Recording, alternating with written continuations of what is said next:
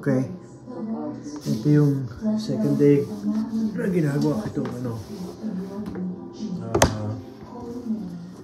vinyl plank wood dito sa kwarto namin.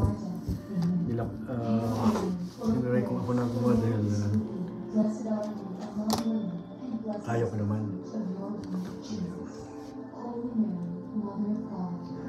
Ganun. Dapat ito mapuputol.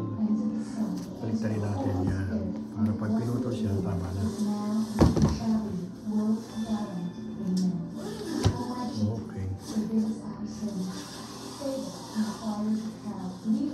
Nanood lang ako ng YouTube eh. Madali. Nung una mahirap. Pero ngayon medyo okay na. Nakakuha ko na. Okay. Hindi natin ulit. Pagputo lang naman ito, madali lang. Okay. Stop muna. Ito. Pagputol ko na. Madali lang magputulin eh. Basta may gamit lang kayo. Ito yung pagputol ko. Square. Tama ang orientation mo ng para kinabit mo tama. Ayan. Dapat ganyan. So, natin.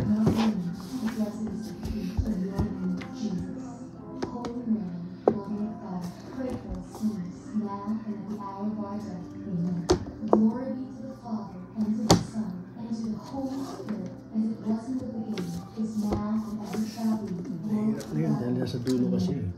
Mahirap yung pinakadulo gawin talaga ito. Tanggalin ko muna ito. Yung spacer ay. Kasi huwag na. Ayan. Ngayon, para may push mo dito yan. Nasaan yung gamit ko? Oo, wala.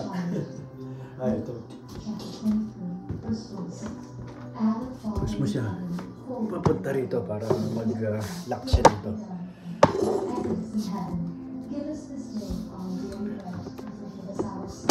Ayun.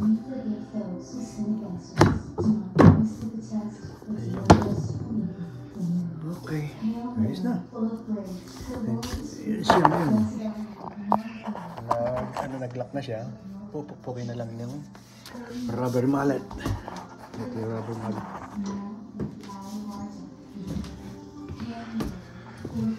Ayan.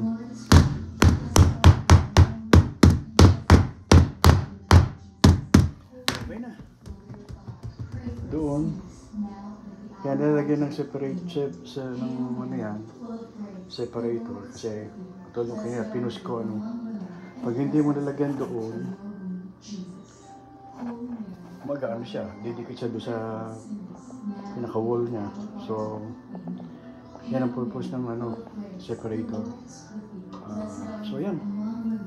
Natutunan ko rin. Yung una, medyo nahirapan talaga ako, hindi maganda yung gawa ko. May mga technique pala yan. Ayun, maganda lang. Thank you. Bye.